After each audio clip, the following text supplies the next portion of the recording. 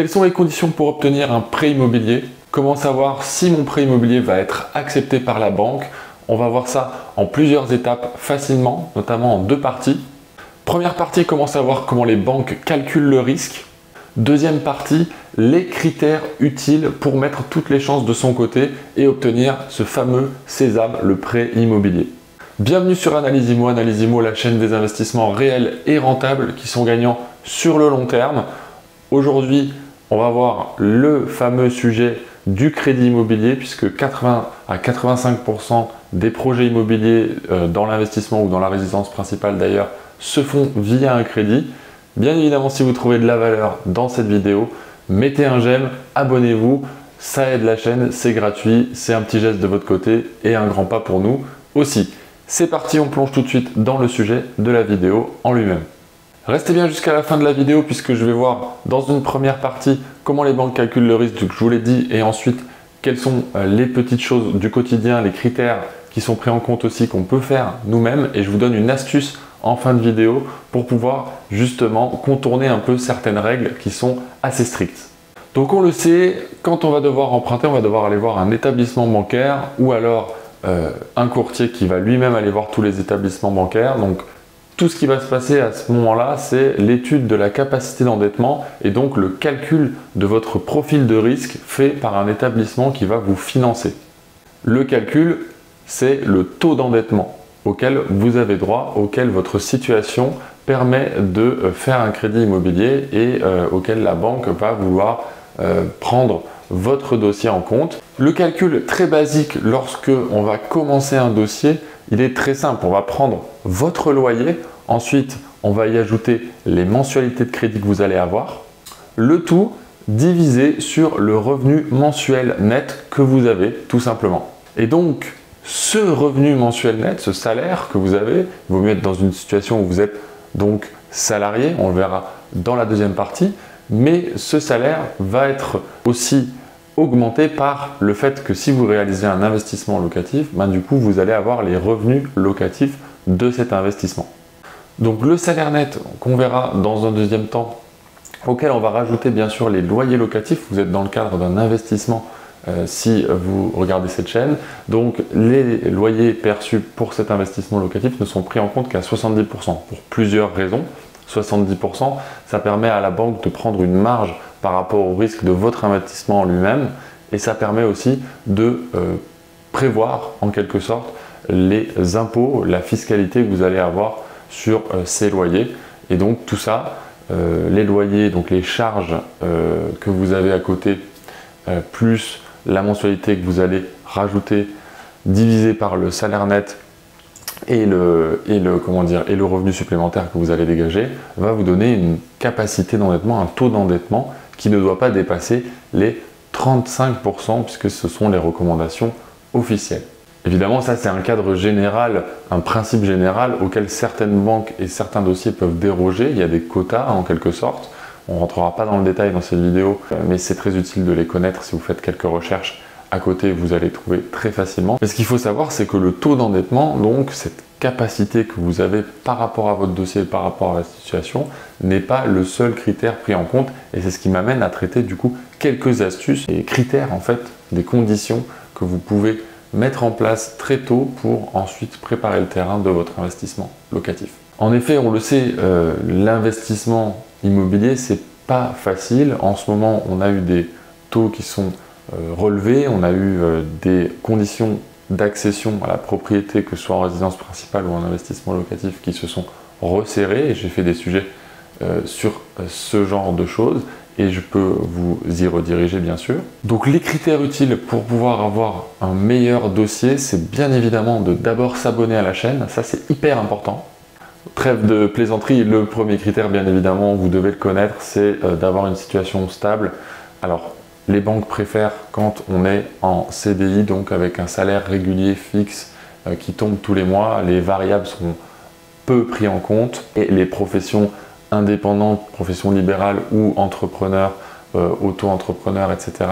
sont pas très choyés par les banques. Ça, c'est une condition préalable. Donc avoir une stabilité.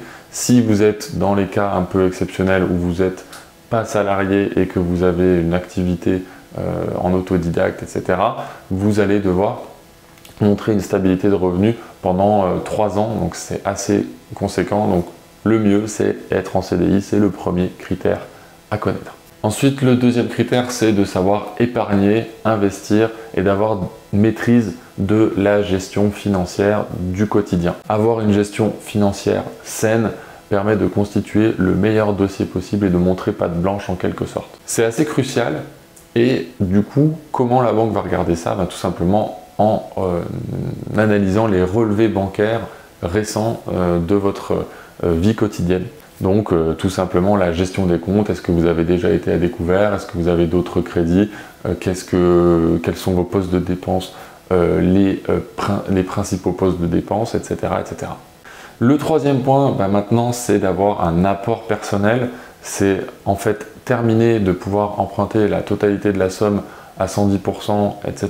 Donc si vous avez vu des vidéos de youtubeurs connus, en quelque sorte font la promotion de ce genre de choses, c'était peut-être possible sous certaines conditions, etc. il y a quelques mois, quelques années maintenant, mais aujourd'hui, voilà, les banques ont besoin d'être rassurées, donc vous avez plus du 15-20% d'apport personnel à mettre dans votre investissement, c'est hyper important. Et du coup, ça rassure et ça permet maintenant l'obtention du crédit. Donc, c'est même pas que ça rassure, c'est en fait indispensable. Et donc, pour constituer l'apport personnel, il y a plusieurs choses à prendre en compte. Il y a épargner, donc ça revient au point précédent. Ça peut être aussi emprunter à un proche, etc. Ou avoir quelque chose qui est un peu hors des radars pour pouvoir justement ne pas avoir un crédit sur autre chose. Ça sert absolument à rien. Mais disons que pour réunir 15 à 20% de la somme d'un projet immobilier, il faut déjà avoir une épargne assez conséquente. Donc c'est la première chose, calculer un peu combien de mois il vous faut pour avoir 10, 15, 20% et puis vous procédez étape par étape comme ça et petit à petit on arrive tous à concrétiser nos projets en fonction de ce genre de choses du coup. Une condition aussi, c'est évidemment de comparer les offres. Donc une fois que vous avez établi votre gestion financière, que vous avez quelque chose de sain, que vous avez une stabilité, etc., vous allez devoir comparer les établissements de crédit, aller chercher les petits établissements qui sont peut-être plus favorables en ce moment, les gros qui sont plus stricts et qui ont des directives de groupe, etc., eux, ils ont des profils types, ils n'ont pas forcément votre profil en tête, donc c'est aussi ça. En fait, il faut téléphoner, se rendre au rendez-vous, beaucoup de rendez-vous, ça prend beaucoup de temps. Et donc, ce que font les gens en général, c'est qu'ils font appel à un courtier immobilier, même si le courtier immobilier, lui, au final, il coûte plus cher parce qu'il va vous prendre un forfait fixe ou un pourcentage de la commission de l'établissement bancaire. Ça vaut le coup si vous n'avez pas le temps. Par contre, si vous avez le temps, ça vaut le coup de le faire soi-même. Pas que regarder uniquement sa banque, c'est ça que je veux vous faire passer comme message. Et surtout réseauter. Avoir du réseau, c'est hyper important parce que vous allez avoir des opportunités que vous n'imaginiez même pas. Un coup de fil va vous tomber sur le coin de la tête et puis vous allez dire ah, mais c'est super, c'est l'offre que je cherche.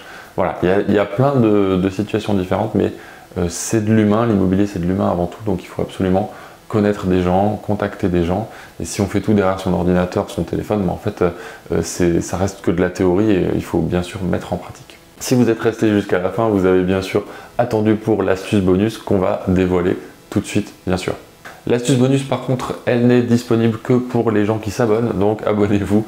Je suis un forceur en ce moment, mais c'est hyper important. On essaye d'atteindre les 1000 abonnés, donc si vous pouvez faire un petit geste pour nous, c'est super cool et ça nous aide. Et je continue tout de suite avec l'astuce bonus que vous méritez. L'astuce bonus, elle est peu connue. En fait, les banques ne vont pas forcément analyser votre investissement locatif en détail.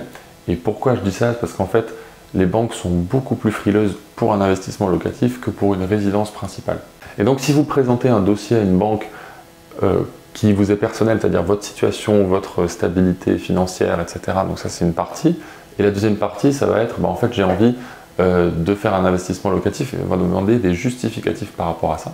Alors que si vous présentez une résidence principale, il n'y a pas forcément de justificatif à apporter si ce n'est j'ai envie d'accéder à la propriété.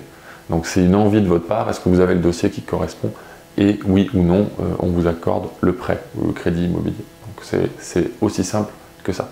En revanche, ça restera un peu dans le choix des investissements possibles puisque vous n'allez pas présenter un dossier sur un bien immobilier qui est dans le nord de la France si vous travaillez dans le sud de la France. C'est totalement incohérent, donc il faut savoir rester cohérent.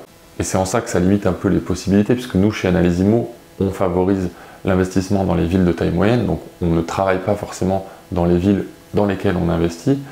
Mon cas, moi j'habite en région parisienne et j'investis dans d'autres villes. D'autres personnes arrivent à investir dans des grandes villes et n'habitent pas forcément dans ces grandes villes. Tous les cas sont différents, mais ce qui est sûr, c'est que la banque va quand même analyser un peu la cohérence du projet en lui-même. Donc c'est valable pour ceux qui investissent près de chez eux. C'est aussi valable pour les gens qui font du house hacking. Donc le house hacking, c'est quoi? C'est habiter à l'endroit où on a une rente. Exemple, un immeuble de 3 appartements, vous habitez au dernier étage dans le duplex du troisième étage, j'en sais rien, et puis les 2 autres lots sont loués à d'autres personnes, donc vous n'avez pas forcément un cash flow positif, donc la différence entre les loyers que vous percevez et la mensualité de crédit vous fait un pécule tous les mois, mais vous remboursez peut-être ou vous payez un peu plus pour ne pas avoir un loyer à payer, et puis vous avez, je sais pas moi, 200-300 € à sortir tous les mois, et en fait vous remboursez votre crédit en partie assez élevé, 75 à 80% du crédit, par les autres loyers qui sont générés. Donc ça peut être une solution si vous pouvez habiter à l'endroit où vous investissez et votre travail n'est pas loin par exemple, ou si vous êtes assez flexible, vous faites beaucoup de télétravail, vous avez une entreprise en ligne, vous avez plein de choses, ça c'est aussi possible. Le house hacking, c'est une astuce qui est très intéressante quand on commence l'investissement locatif. Et le troisième point dans cette petite astuce bonus, c'est que pour une résidence principale, pour une raison que j'ignore, et pour certainement des raisons que même la personne qui va vous prêter ignore, vous aurez des meilleurs taux et des meilleures durées d'emprunt.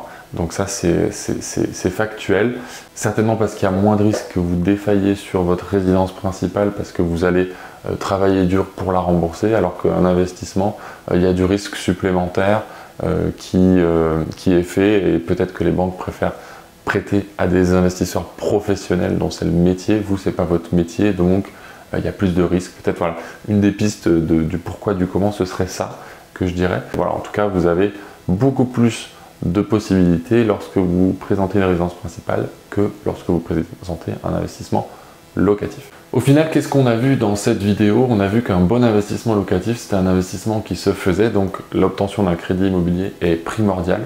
On a vu que les banques avaient un calcul de taux d'endettement qui était bien précis et qui était appliqué au dossier, et que les conditions s'étaient resserrées en ce moment, donc il fallait montrer patte blanche le plus tôt possible.